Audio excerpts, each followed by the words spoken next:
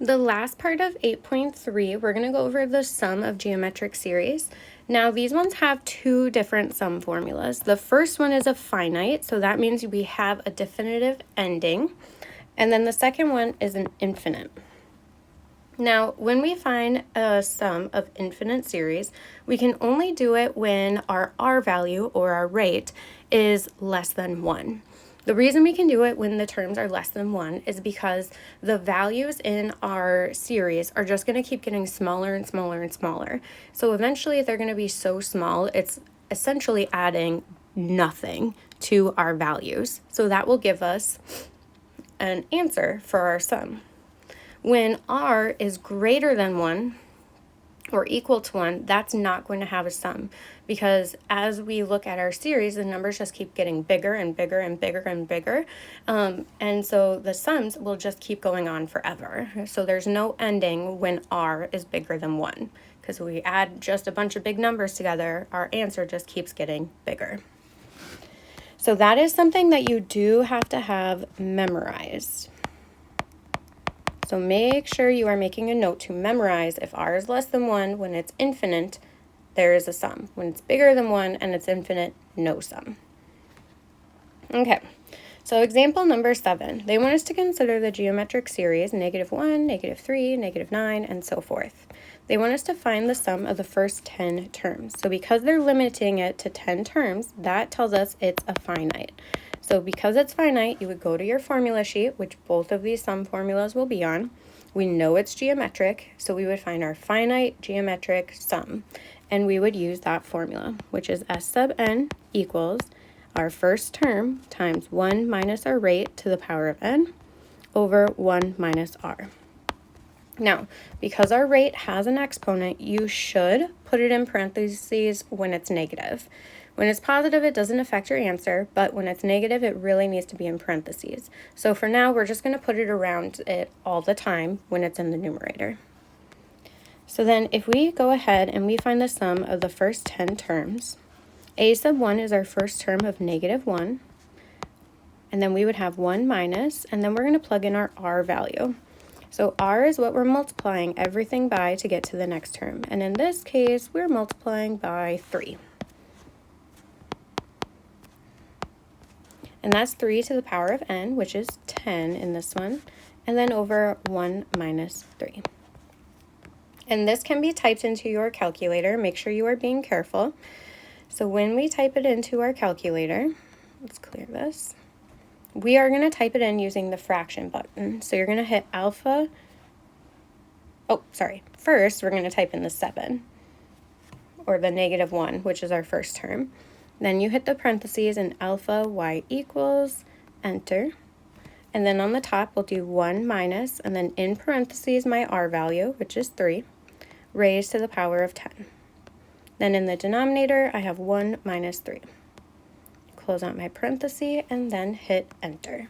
So the sum of the first 10 terms of this geometric series is -29,524.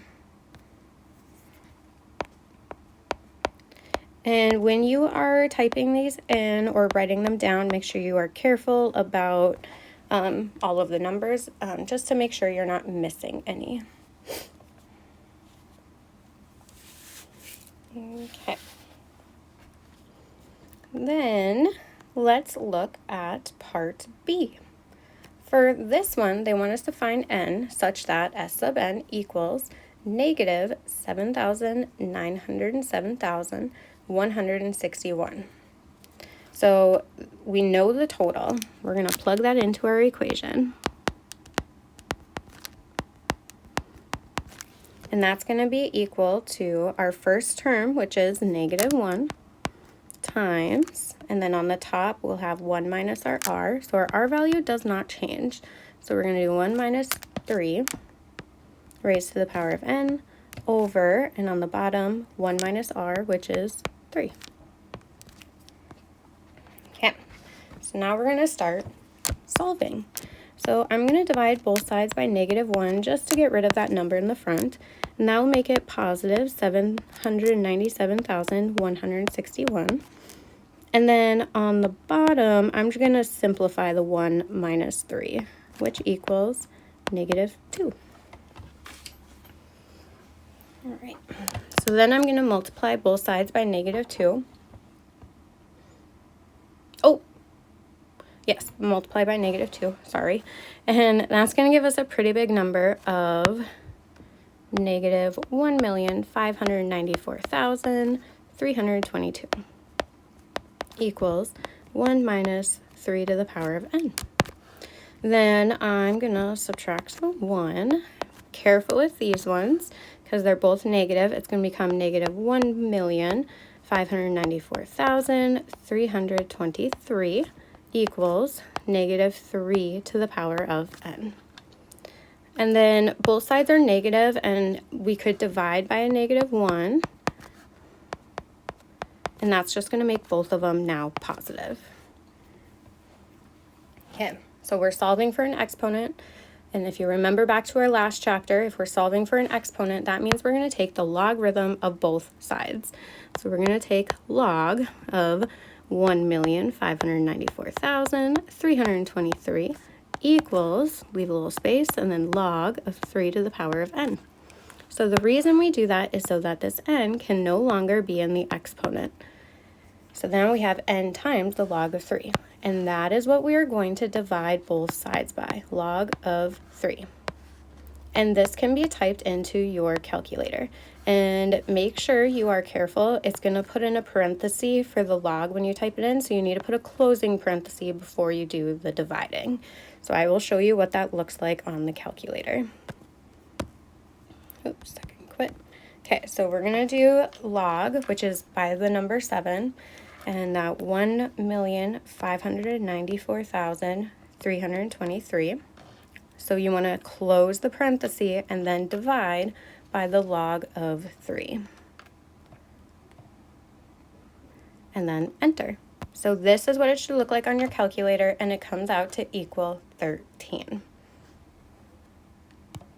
So we will just have 13 equals n, and that is our answer. All right, so if you would like to pause and try the next one on your own, you can, and then you can check your answer. All right, so we're going to find the sum of the first 11 terms. That makes it a finite series. So I'm going to find s sub 11. My first term is 7. And then 1 minus, I need to figure out what my r value is. And if I look, I am multiplying by a negative 2.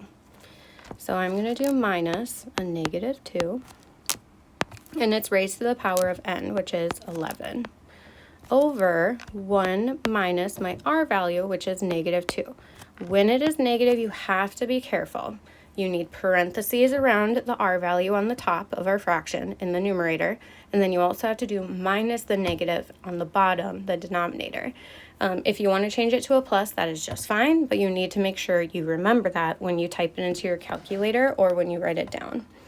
So if we go to our calculator now and type that in, I would have 7 parenthesis alpha y equals, enter. So I'm going to do 1 minus, and then in parentheses, negative 2, raised to the power of 11, over 1 minus a negative 2. Or you can just put plus 2 on the bottom if you know that changes to a positive. So everyone, again, should practice typing this in because you are going to need to know how to do it on the test. And for this one, it comes out to 4,781. So if I go ahead and I can write that down now, s sub 11 equals 4,781. And that is my sum. All right. So then part B, they want us to find n when they give us the sum of a certain amount of terms. So I have negative 2,387 equals, and then my first term is 7 times 1 minus, and then in parentheses, negative 2 to the power of n over 1 minus a negative 2. And I am looking for n. So again, first off, I want to get rid of the number in the front. So I'm going to divide by 7. and that will give me negative 341 equals 1 minus, and then negative 2 in parentheses to the n, all over 3, because again, that becomes a plus on the bottom. Then I'm going to multiply both sides by 3 to get rid of that fraction, and that will give me negative 1023 equals 1 minus negative 2 to the power of n. And then I want to get rid of the 1, so I'm going to subtract 1. And be careful again because they're both negative, so it becomes negative 1024 equals negative times the negative 2 to the power of n. Then to get rid of that negative sign, I'm going to divide both sides by a negative 1, and that makes it positive now. So positive 1024 equals the negative 2 to the power of n. Okay, so now for this one, if we do it like the last one, where we need to take a logarithm of both sides, there is something that we need to keep in mind. So if we remember last chapter, we could not take the log of a negative number. And if you look, right now it wants us to take the log of a negative 2. So if we think about this logically, we know negative 2 to a power comes out to equal 1024. If it comes out to a positive, that is telling us that this is an even exponent. So because that's an even exponent, does it really matter if the 2 is negative or not? No, because if we have negative 2 to the power of 4, and we have 2 to the power of 4, both of them would come out to equal the exact same thing of 16.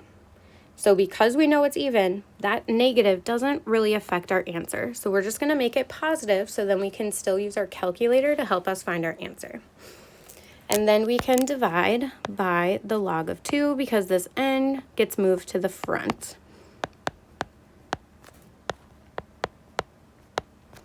And then that can be typed into your calculator. And if you type it incorrectly, you should get 10 equal to your n value.